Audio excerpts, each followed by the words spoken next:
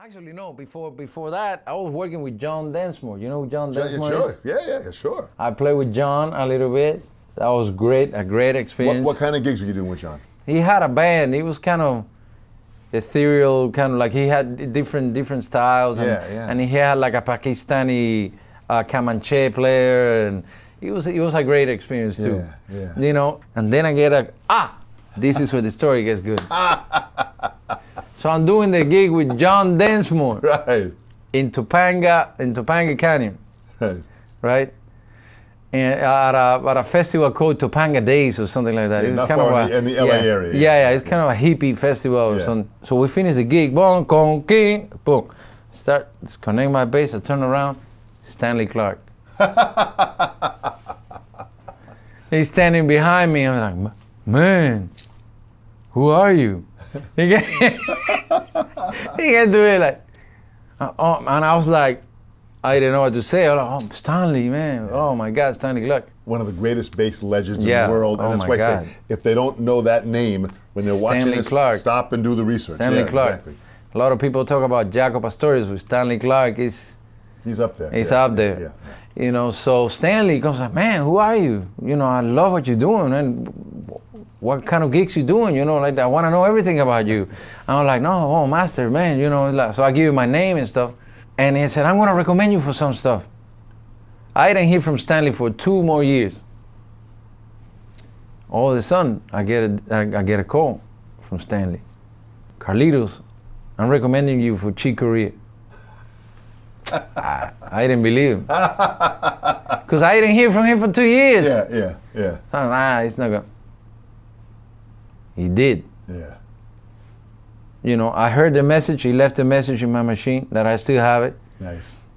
And that same day, Chick called me. So think of this now. Cuba, you're checking out the music, you come to LA, now you're meeting all these musicians. Yep.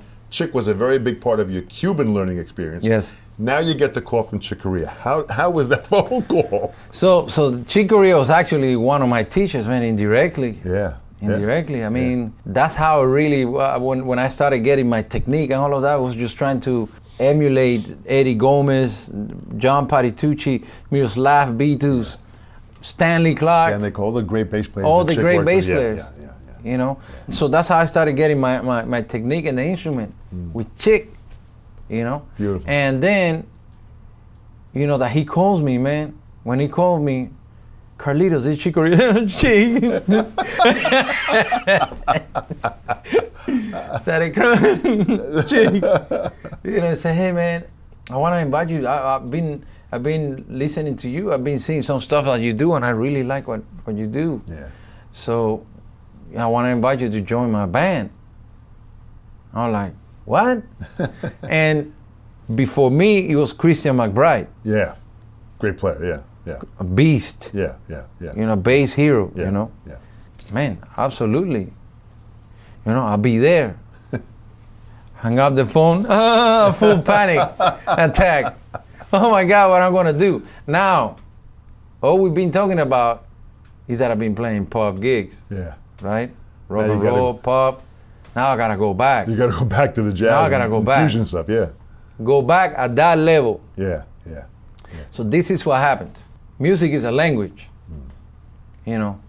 And as you can hear, my English is really bad, you know, but if you don't play something for a while, you probably have the technique, but your language skills are challenged. Challenged. Yeah. And that's all I was thinking about. It's like, so Chick tell me, okay, I'm gonna see you in about a month. I'll see you in New York. So I'm like, oh my God, what am I gonna do? I had some jobs and stuff. And I gotta cancel all of this. I gotta get ready for the master. Go back to the woodshed. Yeah. I gotta get ready for him. Yeah. So I cancel everything I had. I get in my studio there at home, and I start playing, and I start hearing everything that was wrong with me. No, it's gonna be terrible. My time is horrible. I'm out of tune.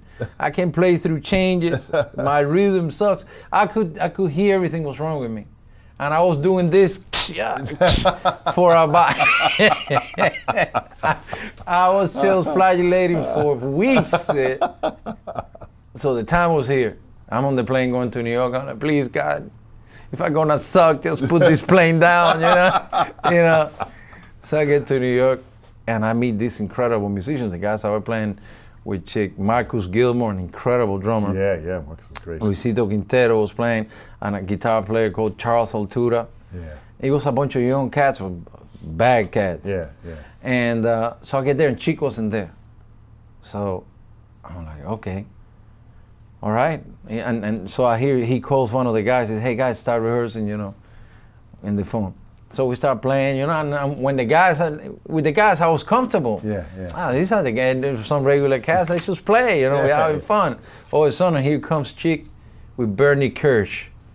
He's engineer and he's mixing engineer for years. For many years. Many years. He's a dear friend too. Yeah. He come in, and Chick stands right in front of me. Like, this is the first time I ever see Chick in my life. I start sweating profusely. And he's standing in front of me, and he walks right by me like this to my amp, my bass amp. Yeah. And he rolls off all the bass on it. So my bass, from sounding like a bass, started sounding kind of like a sitar. Uh-oh. So what am I going to say? It's Chikara. We keep playing, so forget it. I'm not going to stop, So he sits in the piano. We start playing tune after tune after tune. While your bass is sounding this way? Yeah. Right, okay. I didn't really like my bass sound, but I got used to it after a minute. It was like, ain't that bad. Let's keep going, Yeah. We played tune after tune after tune after tune. We finished the rehearsal, and Chick says, hey guys, we're not going to rehearse anymore.